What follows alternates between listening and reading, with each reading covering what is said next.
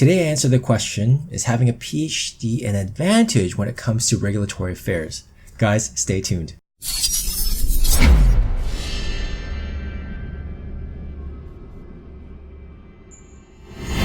Hey guys, it's Brian back at you with another video where my goal is to mentor you to a rewarding career and to help you create a life you're proud of. And in that endeavor, today I answer a YouTube comment/question about whether there's an advantage of having a PhD when it comes to regulatory affairs profession. So before I go into that, guys, if you haven't yet downloaded my free ebook, The Unfair Advantage, it's a free download. It's really going to set you up so that you can find the right job for you or right career for you. And I really make a distinction between the two. I arm you with all that information, industry insight, and my personal tips that have worked for me. Guys, if you have a question that you want me to answer in a future video, whether that's about career progression, education, what major you want to choose, or maybe about relationships and dating, I cover all these topics in a one-on-one session, or you can just ask me the questions and I'll answer them in a future video for free. Just go to my website, 101mentoring.com. You can do the free option by submitting your questions. There's a link there.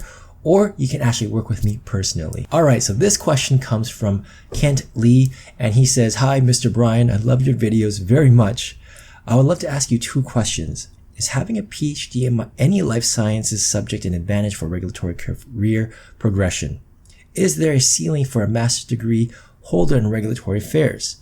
I anticipate that in R&D, a master's in sciences won't get you that far compared to a PhD. Thank you very much." Well, really good questions. It sounds like you are trying to choose between whether you want to pursue a master's or if you should just jump to the PhD. Now, if you are in the States and you intend to work in the US and you intend to work in a large organization like a Pfizer or like a big CPG company like Procter & Gamble, and you want to get into R&D, yes, get your PhD. Having that designation in your title does give you a lot more oomph, if you will, a lot more weight. And of course, assuming that you are actually competent, you got your communication skills, you got your soft skills down, you are a good leader, yeah, having a PhD will be a huge advantage for you. If you are in Canada or if you're in a different country, they may view it very differently. I know in Canada, the PhD doesn't have as much weight or it's not as practical or utilized, whereas a master's may be the best amount of education. Anything above that might be overkill and maybe actually hurt you because they might see you as being overqualified. So it sounds like you've made your decision that you want to get into regulatory affairs. Well, if that's the case, then I don't know if a PhD will really help you that much in that particular profession. I don't see a lot of regulatory professionals with a PhD that I've come across or in the industry, and these guys are very, very smart.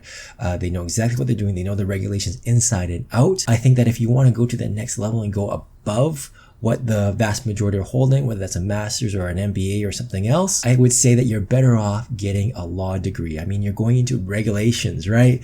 So if you want to go to the next level, if you want to go that PhD route, I mean, that level of education, then you might as well just get into law, and then you could be like the head of regulatory, for example. I think that could be an interesting route for you if you really want to take your education to that next degree. But if you do have a PhD and you really want to get to regulatory, I don't think a PhD is going to hurt you.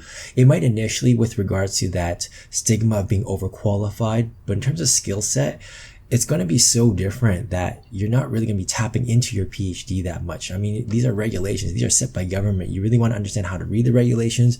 You want to understand how the FDA or the agency or Health Canada is going to interpret those regulations and laws. PhD doesn't really tap into that much. So you're really not having a huge advantage, or you're not really going to be utilizing it the same amount, but it's not going to hurt you. As long as you can do all the other stuff, I mean, you're obviously going to be very smart.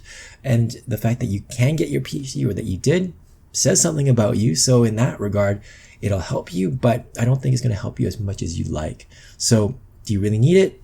Personally, I don't think so. But of course, I don't know you can't. And if you're thinking, I don't know if I really want to go into regulatory, maybe I do want to do an R&D role, or maybe like a food safety role or a microbiology role, then of course a PhD is going to help you big time.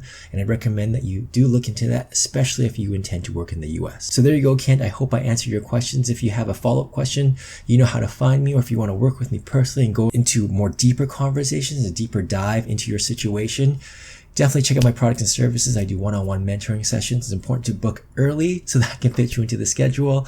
But it'd be great to hear from you either way. And I'm sure other viewers are getting a lot of value out of these questions as well. Guys, thank you so much for watching. Catch you in the next one. Cheers.